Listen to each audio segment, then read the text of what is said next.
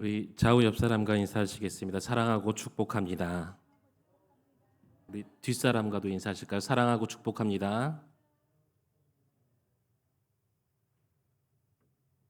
오늘은 하나님을 아는 기쁨, 하나님을 아는 기쁨이라는 제목으로 하나님의 말씀을 전하도록 하겠습니다.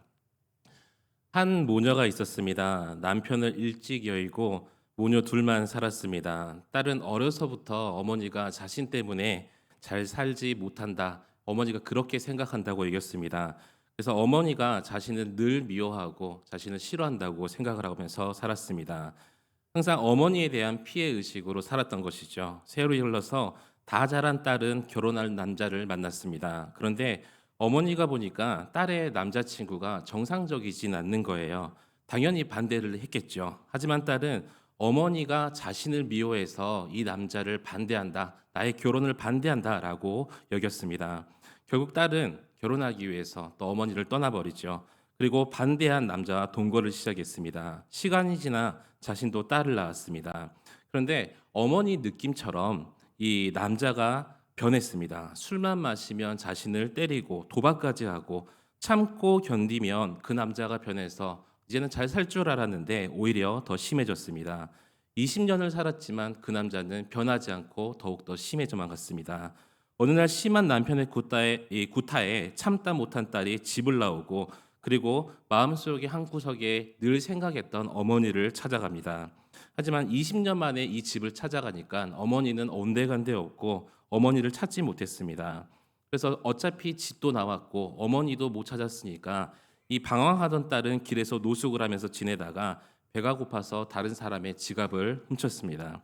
경찰에 붙잡힌 딸의 이 안타까운 상황을 듣고 형사는 어머니를 수소문에 찾았습니다. 그런데 이 딸의 생각과 달리 어머니는 딸을 20년 동안이나 찾아 헤매였습니다. 날마다 예전의 집을 찾아서 혹시나 딸이 오지 않을까 아침부터 밤까지 딸을 기다렸고요. 그래서 어머니를 만난 딸은 누구보다 엄마를 잘 알았다고 여겼지만 너무나 어머니를 몰랐다, 이런 사연을 저는 들었습니다. 이렇듯 우리는 쉽게 누군가를 잘 알고 있다 이렇게 생각을 합니다. 그런데 문제는 생각한 것보다 우리가 상대를 잘 알지 못할 때가 많이 있다는 것이죠.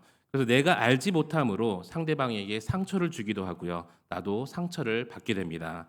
어린 시절 저희 아버지는 이 가족과 외식하는 것을 최고의 선물로 여기셨던 분이었습니다. 외식을 자주 하지는 않았지만은 집에 좋은 일이 있거나 또 기념할 만한 일이 있을 때, 생일일 때 외식을 했었습니다. 그래서 제가 어렸을 때 제가 좋아했던 경양식 돈가스라고 하죠. 옛날 그 돈가스를 함께 먹었던 기억이 있습니다. 그런데 생각해 보니까 저의 아버지가 어머니께 이 꽃을 사드리는 것을 한 번도 본 적이 없습니다. 아마 굳이 먹지 못하는 꽃보다 피가 되고 살이 되는 맛있는 이 음식이 선물이 되고 더 의미가 있다, 이렇게 아버지는 여겼던 것 같습니다.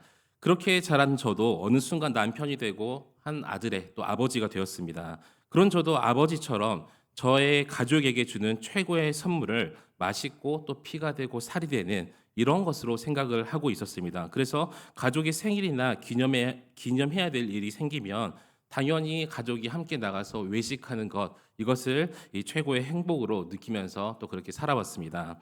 연애할 때도 그렇고 지금도 그렇고 가끔씩 이 꽃시장에서 꽃다발이나 꽃 화분을 저희 아내를 주기 위해서 사가는데, 아내는 그 꽃을 받고 이렇게 이야기를 합니다. 차라리 돈으로 주지 하면서 결국은 이 꽃이 죽을 것이고 쓰레기가 될 건데 왜 이렇게 집을 더럽히는, 꽃가루가 날리는 이런 꽃을 사오느냐라고 하면서 싫어하는 것이었습니다. 그래서 저는 선물로 꽃을 해본 적이 거의 없습니다. 왜냐하면 싫어하니까요. 그런 저에게 충격적인 일이 얼마 전에 발생을 했습니다. 얼마 전에 이 아내가 결혼식에 참석을 했어요. 제가 존경하는 분의 결혼식에 참석을 하더니 꽃다발을 2개나 챙겨 들고 오는 것이었습니다. 꽃이 너무 예뻐 보였다고 합니다. 저는 그랬죠. 결국 이 꽃도 버릴 거 아니냐, 그렇게 물었더니 자기도 꽃을 좋아한다고 이렇게 이야기를 하는 것입니다. 제가 알고 있었던 여자가 아닌 것 같았어요. 이렇게 우리는 누구보다 누군가를 잘 안다는 것에 자부심을 가지죠. 적어도 내 아내니까 나는 내 아내를 누구보다 잘 알겠지. 하지만 저는 몰랐던 거예요. 다른 사람보다 더 많이 아는 것을 우리는 힘이라고 여길 때도 있습니다. 그런데 우리가 안다고 생각했지만 정작 모를 때 찾아오는 당혹감이라는 것은 이루 말할 수가 없습니다. 그런데 세상에서 모르는 것은 잠시의 불편함으로 끝날 수는 있지만 영적인 무지함이라는 것은 우리에게 큰 실패를 가져다 준다는 것이죠. 그래서 하나님을 아는 지식은 너무나도 우리의 인생에 중요하다는 것입니다. 여러분 먼저 하나님을 올바르게 아는 지식을 통해서 하나님을 기쁘게 하고 우리의 인생에 하나님의 복이 넘쳐나시기를 우리 주님의 이름으로 간절히 축원합니다. 오늘 본문의 다윗은 누구보다도 하나님을 잘 알았던 사람이었습니다. 무엇을 해야 하나님께서 기뻐하시고 또 무엇을 하지 않아야 하나님께서 기뻐하시는지 알았던 사람이죠. 뿐만 아니라 하나님을 잘 알았기 때문에 하나님이 나에게 무엇을 원하시고 또 내가 앞으로 어떻게 해야 하나님께서 기뻐하시는지 알고 있던 사람이 바로 이 다윗이었습니다. 여러분, 사람도 누군가를 알면 그 사람의 얼굴만 봐도 생각을 알게 됩니다. 특별히 우리 자녀들을 바라봤을 때 이 아이가 숨만 쉬어도 무슨 생각을 하고 있는지 아는 것이 부모의 마음이죠. 그 사람을 알기 때문에 우리가 또 함께 기뻐하고 또 함께 행복해할 수도 있습니다. 여러분, 이 시간 다윗처럼 하나님을 알고 나를 향한 하나님을 이 확신함으로써 하나님의 기쁨의 주인공이 되시기를 다시 한번 우리 주님의 이름으로 간절히 축원합니다. 그렇다면 우리는 하나님의 어떤 것을 알아야 또 어떤 성품을 알아야 이 하나님의 기쁨 또 축복의 주인공이 될 수 있을까요? 오늘 보면은 첫 번째로 우리는 항상 동행하시는 하나님을 알아야 된다고 말씀하고 계십니다. 이 서울에 주사랑 공동체 교회라는 교회가 있어요. 크지 않은 작은 교회지만 유명한 교회입니다. 2009년 이 겨울 새벽에 목사님이 교회 문을 열다가 문 앞에 버려진 아이를 발견했습니다. 목사님은 이 버려진 아이를 보면서 혹시 같은 일이 또 발생할까봐 사전에 방지하기 위해서 교회 문 앞에 아기 박스, 베이비 박스라고 하죠. 베이비 박스를 만들었습니다. 그런데 사람들이 그 소문을 듣고 매년 60명이 넘는 아기를 그 베이비 박스에 몰래 버린다고 합니다. 자신이 낳은 아기를 버려야 하는 이 부모의 입장, 사실 말 못하는 여러 가지 사연들이 있겠죠. 하지만 사실 어떤 변명으로도 그 책임을 면할 수는 없을 것입니다. 아이들이 먹지 못하고 입지 못해서 힘들어하는 것이 아니라 거기에 버려진 아이들은요. 이 먹지 못하고 이 입는 것 때문에 힘들어하는 게 아니라 최근 우리나라 복지를 보면은 복지가 너무나 좋아져서 어설픈 부모보다는 또 TV에 나오는 그런 이 부모들보다는 고아원이 더 잘해준다고 합니다. 그런데 고아원의 아이들은요, 자신이 버려졌다는 이 마음을 평생 안고 힘들어한다는 것이죠. 신앙을 가진 아이들조차 하나님께서 나를 버려서 하나님이 나를 이렇게 버림받게 만들었다고 생각하기도 합니다. 그러면서 하나님이 나를 버리고 나를 포기했다고 말한다는 것이죠. 그러나 하나님께서는 단 한 번도 우리를 포기하거나 버리신 적이 없다는 것을 여러분 믿으시기 바랍니다. 하나님은 우리가 어떤 모습 또 어떤 상황이든지 결코 우리를 외면하시지 않으시고 버리시지도 아니하십니다. 하나님께서 우리를 몰라서 우리가 지금 아픔을 겪고 있는 게 아니라는 거예요. 지금 아프지만 우리를 잘 알고 있는 하나님이기 때문에 그 아픔을 잠시 우리에게 허락한 것뿐이라는 것입니다. 아픔을 통해서 우리가 그 아픔을 통해서 믿음 안에 올바르게 설 수 있고 또 그 믿음의 연단을 통해서 우리를 통해 하나님의 계획을 이루시기를 또 이루시려고 한다는 것을 여러분 믿으시기 바랍니다. 지금 우리가 나의 삶과 또 앞으로 나의 미래를 알 수는 없지만 하나님께서는 우리를 너무나도 잘 아시고 또 우리를 통해서 결국 하나님의 일을 이루실 그 계획을 가지고 있다는 것입니다. 여러분, 우리는 나를 모르고 나를 이해하지 못하는 사람들 때문에 힘들어할 때도 있습니다. 그런데 지금 우리가 흘리는 그 눈물까지도 주님께서는 알고 계신다는 거예요. 왜요? 우리와 지금 동행하고 계시기 때문이죠. 지금 눈물을 흘리지만 분명 하나님은 우리의 눈물이 하나님의 때에 기쁨과 또 행복으로 즐거움이 되게 만드실 것입니다. 여러분, 저와 여러분의 눈물을 바꾸실 그 하나님을 신뢰하면서 우리의 인생의 슬픔과 괴로움을 또 기쁨과 환희 또 즐거움으로 만들어 주실 그 주님을 바라보며 그 주님과 동행할 수 있기를 우리 주님의 이름으로 간절히 축원합니다. 하나님은 우리의 슬픔과 또 우리의 기쁨의 주관자가 되십니다. 우리가 알고 있는 것보다 하나님께서는 우리를 더 잘 알고 계세요. 그래서 우리의 인생을 돌아보면 항상 좋을 때가 있으면 힘들 때도 있죠. 좋을 때만 있는 사람도 없고 힘들 때만 있는 사람도 없습니다. 이 좋을 때, 슬플 때가 우리의 인생에서 번갈아 가면서 있어요. 기쁨의 시간이 있으면 어떤 시간도 있을까요? 분노의 시간도 있다는 것이죠. 그런데 우리가 힘들고 어려울 때를 경험하면 순간적으로 하나님의 진노를 받았구나, 내가 무슨 죄를 지었나 이렇게 생각할 때도 있습니다. 그래서 눈물을 흘리죠. 슬픔의 감정도 느낍니다.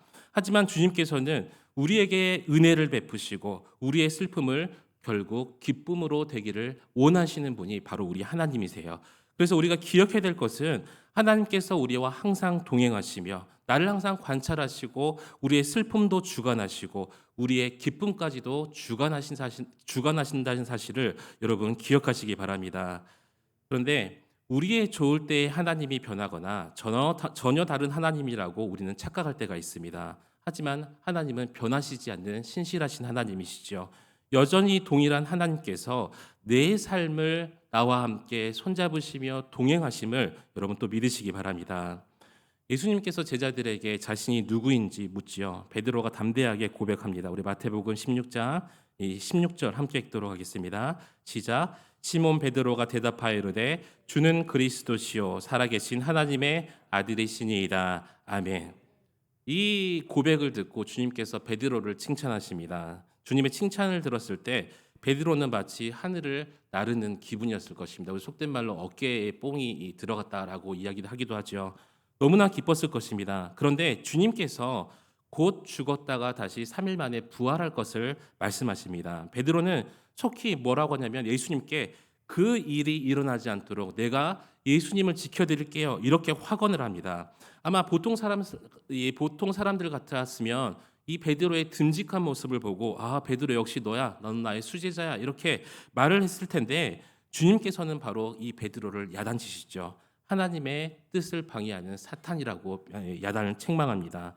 우리도 인생을 살면서 마음이 산처럼 높아지는 경우를 경험하기도 하고 반대로 더 이상 떨어질 곳이 없을 만큼 낙심을 경험할 때도 있습니다. 마치 베드로가 예수님의 칭찬을 받아서 기분이 좋아졌다가 또 예수님의 책망을 받은 것처럼요.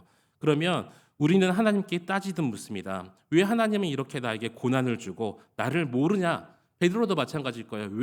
예수님 왜 나의 마음을 몰라주십니까? 하지만 주님은 이것까지도 알고 계신다는 거예요. 분명한 사실은 그 모든 이유도 우리는 모르지만 하나님의 뜻이 담겨 있다는 것입니다. 주님은 베드로가 더 단단해지고 성숙한 제자가 되기를 원하셨던 것입니다. 그래서 예수님께서 그런 마음을 품으셨던 것처럼 우리의 고난도 분명히 하나님의 뜻과 계획이 있으심을 여러분 믿으시기 바랍니다.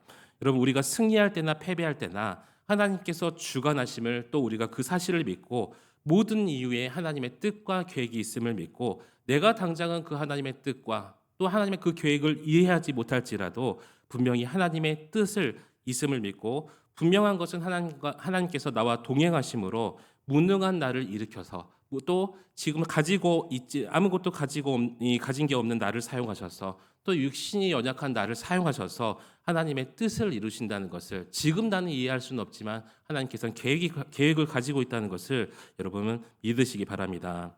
여러분, 하나님께서는 신실하신 만큼 언제나 동일하신 하나님이십니다. 동일하게 우리와 언제나 동행하신 하나님이신데 그래서 우리를 때로는 세우시기도 하고 때로는 우리를 허물기도 합니다. 세상의 모든 것은 오직 하나님의 손에 달려 있다는 것이죠. 우리 7절 말씀 함께 읽도록 하겠습니다. 시작. 여호와여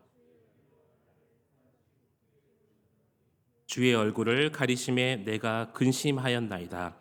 아멘. 굳게 세우셨더니 또 주의 얼굴을 가리심에 내가 근심하였나이다. 두 가지 표현이 나오죠. 하나님께서 다윗을 산과 같이 세우셨습니다. 때로는 다윗을 높여주시고요, 세워주셨어요. 다윗은 그때 마음에 큰 기쁨을 누렸겠죠. 하지만 다윗이 범죄했을 때 하나님께서 그의 얼굴을 가리셨습니다. 다윗은 순간 수월에 떨어진 것처럼 낭망하는 마음을 품었어요. 하나님께 버림받은 것 같았습니다. 하지만 다윗은 그 쓰라린 마음을 가지고 다시 한번 주님께 나아갔습니다. 한결같이 동행하시는, 내가 범죄했음에도 불구하고 나를 지켜보시고 나와 함께 하시는 그 하나님을 믿었기 때문입니다. 다윗이 하나님 앞에 나아가면 다윗을 하나님께서 외면하지 않으시고 다시 그 다윗을 받아주시고 다시 용서해 주심을 다윗은 믿었기 때문에 범죄 중에 하나님께서 얼굴을 가리셨을 때 하나님께 나아갈 수가 있었다는 것입니다. 하나님께서 우리를 결코 버리지 않으심을 여러분 믿으시기 바랍니다. 하나님께서 다윗을 새롭게 하시고 또 그의 눈물을 닦아주셨습니다. 결국 이 모든 것들을 하나님께서 다윗을 기쁨으로 바꿔주셨죠. 여러분, 우리는 기쁠 때나 슬플 때나 우리를 향한 한결같은 은혜를 베푸시는 이 하나님을 기억해야 됩니다. 그래서 그 하나님이 나와 함께 하심을 기억하며 나와 동행하심을 기억하며 흔들림이 없는 믿음으로 나아가는 여러분이 되시기를 우리 주님의 이름으로 간절히 축원합니다. 제가 어렸을 때 크리스마스가 되면 귤 한 박스를 허리에 딱 차고 형 동생과 함께 이 TV를 봤습니다. 배너라는 영화가 자주 했었어요. 크리스마스 때마다. 근데 영화 평론가들은 지금까지 배너를 최고의 영화라고 말하고 평가를 합니다. 이 배너가 유명한 것은 당시 이 실제 마차로 경주하는 것을 찍었기 때문이었습니다. 주인공 배너는 예수님과 동시대에 살았던 유대인 역할로 등장을 하죠. 유대인 귀족이었으며 영향력 있는 사람이었지만 억울하게 노예가 되었던 사람이 이 베너라는 사람이었습니다. 하루아침에 유대 귀족에서 죄수가 되었던 거죠. 또 죄수에서 노예가 되고 마지막 로마의 이 유명한 장군의 양자가 됩니다. 어떻게 보면 이 베너라는 사람의 일생을 보면 정말 극적인 삶을 살았던 사람이었어요. 그런데 이 영화에서 이 베너는 예수님과 동시대에 살았음에도 불구하고 예수님의 모습은 단 한 번도 등장하지 않았습니다. 항상 주인공이 위기 때마다 예수님은 등장하지 않았지만 주님께서 이 배너를 도와주심을 우리가 볼 수 있었습니다. 어느 순간 배너는 깨닫게 돼요. 가장 내가 힘들었을 때, 내가 지쳤을 때, 내가 쓰러졌을 때, 내가 낙심했을 때 나를 지켜주시고 나에게 도움을 주시는 분이 바로 예수님이시구나. 이 사실을 배너는 깨닫게 되었습니다. 여러분, 우리도 힘들다 보면은 모르고 지나갈 때가 있죠. 너무 좋아서 잊어버리고 너무 힘들어서 기억하지 못할 때가 있습니다. 그러나 하나님은 한 번도 우리를 외면하지 않으십니다. 한 번도 우리를 향해서 하나님의 그 신실하신 약속, 동행하겠다, 너와 함께하겠다, 이 약속들을 한 번도 저버리시지 않는 분이 바로 우리 하나님이시라는 것입니다.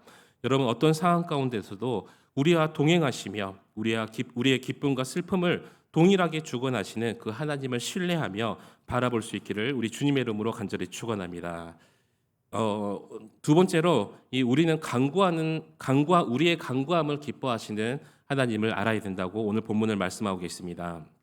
이 사람들은 우리 인생의 상자에 희로애락이라는 것이 담겨 있다고 이야기를 합니다. 그런데 많은 사람들은 다른 사람들보다 자신이 더 유독 슬픔이 많다고 생각하기도 하죠. 믿음의 사람들도 내가 처한 이 난처한 상황, 또 낙심하는 상황이 오면 내가 더 다른 사람보다 힘들고 또 나의 삶은 고난의 삶이라고 여길 때도 있습니다. 하지만 이 하나님은 유독 우리에게 더 슬픔을 주신 것도 아니고 고난을 주신 것도 아닙니다. 더 중요한 사실은 하나님은 우리의 인생의 슬픔을 하나님의 때의 기쁨과 기쁨의 춤으로 바꿔주신다는 것입니다. 주님께서 이 일을 지금도 진행하고 계시다는 거예요. 우리가 슬픔과 고난 속에 빠질지라도 하나님께서 반드시 하나님의 때에 우리의 이 삶을 고난 같은 삶, 더 슬픔과 같은 삶을 하나님께서 기쁨으로 바꿔주실 것인데, 그런데 우리가 감당해야 되는 일이 있다는 것이죠. 우리에게 맡기신 하나님의 일들을 감당해야 됩니다. 다윗은 일평생 자신에게 주어진 일을 감당하려고 노력했던 사람이었습니다. 수많은 고난의 순간들을 통해서 깨달은 거예요. 다윗이 하나님 앞에 범죄했을 때 어떤 것을 감당했냐면 기도함으로 그 모든 것들을 감당했던 사람이 바로 다윗이었습니다. 하나님께 부르짖는 기도를 통해서 자복하며 자신의 모든 것들, 자신의 죄를 회개했다는 것이죠. 우리 2절 말씀 함께 읽도록 하겠습니다. 시작. 여호와 내 하나님이여 내가 주께 부르짖음에 나를 고치셨나이다. 아멘. 하나님은 다윗을 하나님의 사람으로 인정했습니다. 그런데 다윗이 하나님의 사람으로 칭찬받고 인정받았던 이유가 무엇이냐면 다윗이 죄가 없기 때문에 하나님께 칭찬받고 인정받았던 사실이 아니라는 거예요. 다윗은 어떤 사람이었냐면 살인자였고 또 성범죄자였던 사람이 다윗이었습니다. 자신의 부하 우리아의 아내 밧세바를 범했고 또 자신의 죄를 감추기 위해서 부하인 우리아를 죽음 속에 몰아넣었던 사람이 다윗이었어요. 그런데 하나님께서 다윗의 범죄를 노여워했을 때 다윗은 어떻게 했죠? 바로 하나님 앞에 엎드렸던 사람이 또한 다윗이었습니다. 다윗은 엎드려야 할 때, 엎드리고 회개할 때 그때를 다윗은 알았던 사람이었습니다. 그래서 하나님이 다윗을 인정했던 거예요. 하나님이 노여워하는 것이 있으면 지체하지 않고 통회의 기도로 부르짖었던 사람, 여러분 우리도 다윗처럼 회개하며 하나님께 부르짖어야 될 줄 믿습니다. 실패했을 때 엎드리고 또 하나님께 회개해야 됩니다. 하나님께 불순종했을 때 간절한 마음으로 하나님 나의 불순종을 용서하여 주시옵소서라고 하나님께 부르짖어야 한다는 거예요. 사실 우리는 너무나도 잘 알고 있죠. 어느 순간 내가 하나님을 노엽게 했는지 우리는 잘 알고 있습니다. 여러분 지혜로운 그리스도인은 어느 순간 하나님을 노엽게 하는지 잘 알고 있어야 됩니다. 내가 나의 어떤 행동과 나의 어떤 말로 하나님이 기뻐하시지 않는지를 잘 알아야 된다는 거예요. 알았다면 어떻게 되죠? 그 순간 엎드려서 하나님께 회개하며 나아가야 될 줄 믿습니다. 하나님께서 우리가 엎드리고 하나님께서 우리가 부르짖으면 하나님께서 용서를 하십니다. 요나가 불순종하고 니느웨가 아닌 이 다시스로 향할 때 하나님께서 요나가 탄 배에 큰 풍랑을 보내시죠. 요나 때문에 배에 탄 모든 사람들이 고통과 고난을 받았습니다. 여러분 그리스도인은 나 때문에 내가 속한 공동체 또 내가 속한 그 모든 곳에 고난의 풍랑을 경험해서는 안 됩니다. 나 때문에 내가 속한 공동체에 내가 속한 교회, 내가 속한 가정, 또 직장과 사업장에 나를 통해서 복을 받아야 된 그게 바로 우리 그리스도인이라는 것이죠. 요나는 풍랑을 왜 받았는지, 풍랑이 나에게 왜 일어나는지 알고 있었던 사람이었습니다. 자신의 불순종으로 지금 큰 풍랑이 왔다는 것을 알고 있었습니다. 여러분 우리가 몰라서 불순종하는 것이 아니라는 거예요. 알지만 엎드리지 않을 때가 있습니다. 그러나 내가 하나님께 불순종을 회개하고 엎드리면 하나님은 그 고난의 풍랑을 잠잠케 하심을 여러분 믿으시기 바랍니다. 여러분 우리가 죄를 고백하고 불순종을 회개할 때 무슨 말이냐면 이 모든 것조차 부르짖음으로 하나님께 드리라는 거예요. 그때 하나님께서는 용서하고 우리를 고쳐주십니다. 성도는 민족의 이 죄를 바라보면서 우리 민족은 이래서 안 돼. 우리 민족은 우상 숭배를 많이 해서 하나님의 죄를 받는 거야. 이렇게 생각하는 것이 아니라 우리 민족을 위해서 어떻게 돼요? 하나님께 부르짖으며 우리의 민족의 죄를 하나님께 회개하며 나아가야 되는 거예요. 사회와 공동체, 정치, 경제 이런 것이 잘못되었을 때 우리의 민족과 우리나라 경제를 위해서 오늘 권사님께서 기도하신 것처럼 그렇게 기도하며 나아가면서 하나님께 부르짖어야 된다는 것입니다. 또한 환경을 파괴하고 또 거짓과 위선이 만연한 이 세상을 살아가면서 누구 때문에가 아닌 하나님 용서해 주시고 나 때문입니다 자복하고 회개하는 그것이 하나님께 기도드림이 우리에게 분명히 있어야 될 줄 믿습니다. 또한 이 하나님께서 우리에게 사명을 주셨는데 하나님 우리에게 세상에 빛과 소금이 되라고 또 이렇게 사명을 주셨는데 제가 감당하지 못했습니다. 그래서 세상이 이렇게 어지럽고 하나님을 알지 못합니다. 많은 사람들을 전도하라고 하셨는데 내가 그렇게 하지 못함을 하나님 용서하여 주시옵소서. 이렇게 하나님께 부르짖음으로 기도함으로 나아가야 될 줄 믿습니다. 우리 주님 앞에서 다윗처럼 부르짖어 회개하면 하나님께서 응답하시고 들어주시고 또 이 모든 것을 회복시켜 주심을 여러분 믿으시기 바랍니다. 우리 8절부터 10절 말씀 함께 읽도록 하겠습니다. 여호와여 내가 주께 부르짖고 여호와께 간구하기를 내가 무덤에 내려갈 때에 나의 피가 무슨 유익이 있으리요 진토가 어떻게 주를 찬송하며 주의 진리를 선포하리이까 여호와여 들으시고 내게 은혜를 베푸소서 여호와여 나를 돕는 자가 되소서 하였나이다. 아멘. 그래서 여러분 성도의 가장 큰 힘, 또 성도가 가장 감당해야 될 이 사명이 무엇이냐면 바로 간구하는 것입니다. 하나님께 간절히 기도하는 것이죠. 그런데 우리는 기도를 하지 않으면서 걱정하고 불평불만한다는 거예요. 부르짖지 않으면서 염려를 합니다. 한 성도가 제게 이런 이 문의를 한 적이 있어요. 교회 나왔는데 하나님께서 나에게 은혜를 베푸시지 않습니다. 제가 물어봤어요. 말씀 묵상하세요? 아니요. 기도하세요? 뭐라고 했을까요? 아니요. 이렇게 대답하시는 거예요. 우리도 마찬가지입니다. 부르짖지도 않으면서 기도하지도 않으면서 하나님의 은혜를 구하고 회복하심을 구하고 고치심을 바란다는 거예요. 기도를 하지 않으면서 내가 할 수 없으니 하나님도 못하시겠지. 스스로 이렇게 마음속에 여긴다는 것입니다. 그러나 부르짖는 것이 우리 몫이라고 말씀하셨으니까 그러면 부르짖는 것이 우리 몫이면 응답하는 건 누구 몫일까요? 바로 하나님의 몫이라는 거예요. 하나님은 지금도 우리에게 말씀하십니다. 예레미야 33장 3절 말씀 제가 읽도록 하겠습니다. 너는 내게 부르짖으라 내가 내게 응답하겠고 내가 알지 못하는 크고 은밀한 일을 내게 보이리라. 아멘. 여러분 주님 앞에 부르짖을 수 있는 또 간구할 수 있는 여러분이 되시기를 우리 주님의 이름으로 축원합니다. 하나님께 부르짖음으로 또 간구함으로 하나님께서 주시는 그 응답의 복을 누릴 수 있는 저와 여러분 되시기를 우리 주님의 이름으로 다시 한번 축원합니다. 우리가 하나님께 부르짖을 때 하나님께서는 우리의 기도를 반드시 들어주십니다. 오늘 우리 여러분들이 기도하실 때 또 항상 기도하시면서 나아갈 때 이런 믿음으로 기도하실 텐데, 우리가 기도할 때 우리의 고난, 우리의 슬픔, 우리의 낙심하는 마음이 이 슬픔이 기쁨이 되어 우리가 춤을 출 줄 믿습니다.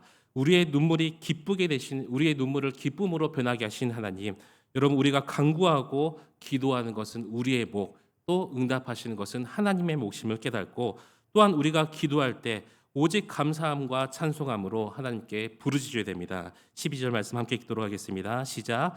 이는 잠잠하지 아니하고 내 영광으로 주를 찬송하게 하심이니 여호와 나의 하나님이여 내가 주께 영원히 감사하리이다. 아멘.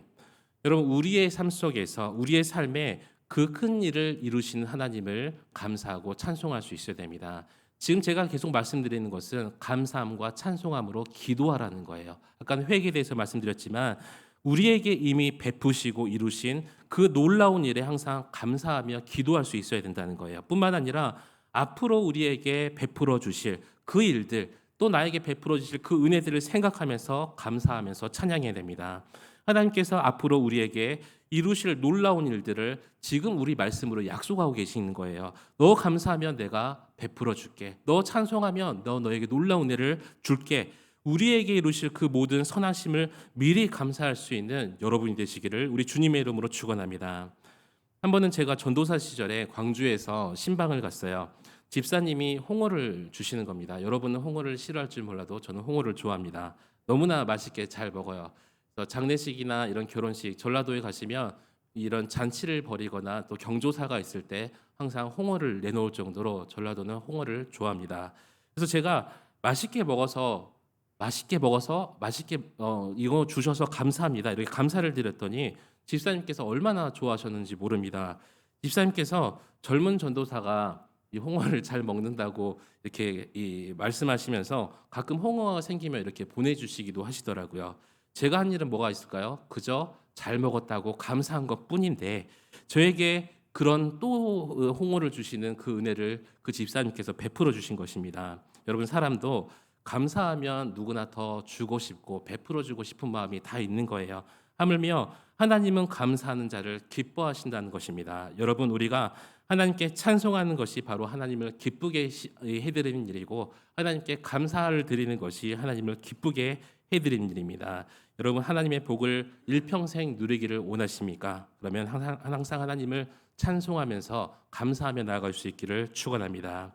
오늘 아침에는 눈물이 우리에게 있을지라도 또 오늘 저녁에는 우리에게 기쁨을 주실 그 하나님을 바라보면서 또 하나님께 감사해야 된다는 것이죠. 지금은 내가 어떤 것을 위해서 기도하고 또 특별히 나의 건강과 우리 자녀들, 우리 교회를 위해서 기도하지만 그것을 반드시 이루어 주실 하나님께 미리 감사하면서 나아가는 거예요. 그렇게 기도하며 감사하며 찬송하며 나아갈 때 하나님께서 우리의 인생을 바꿔주심을 여러분 믿으시기 바랍니다. 이 찬송가 370장 우리가 불렀었죠. 찬송가 370장 주 안에 있는 나에게 주님께서 약속을 해주십니다. 어떤 약속을 하시냐면 그 두려움이 변하여 내 기도가 되었고 또 전날의 노래가 내 찬송이 되었다라고 말씀하십니다. 우리 2절만 다 같이 한번 찬송해 볼까요? 다 같이 찬양하시겠습니다. 그 두려움이 변하여 내 기도 되었고 전날의 한숨 변하여 내 노래 되었네. 주님을 찬송하면서 할렐루야 할렐루야 내 앞길 멀고 험해도 나 주님만 따라가리. 아멘. 이제 이 찬송의 가사들이 좀 이해가 더 빠르게 되실 것 같아요. 힘들고 어려울지라도 우리의 문제들을 해결해 주실 또 두려움 가운데 있을지라도 나의 힘이 되어 주시는 그 하나님을 바라볼 때 이 찬송의 고백이 우리의 고백이 되어서 또 이 하나님의 기쁨이 될 수 있는 우리가 될 줄 믿습니다. 그래서 여러분의 기도와 찬송이 또 이 찬송의 고백들이 여러분의 일평생의 간증이 되시기를 우리 주님의 이름으로 간절히 축원합니다. 마지막 세 번째로 우리는 나에게 은혜 주시는 하나님을 알아야 된다고 오늘 본문을 말씀하고 계십니다. 예수님께서 십자가에서 죽으시고 무덤 속에 들어가실 때 원수들은 너무나 좋아했습니다. 이제는 이겼다고 좋아했겠죠. 이 본디오 빌라도는 손을 씻으면서 다 끝났다라고 여겼습니다. 하지만 주님께서는 무덤 문을 여시고 또 사망 권세를 이기셨습니다. 결국 사탄도 망하고 우리는 예수님 안에서 춤추는 백성이 되었습니다.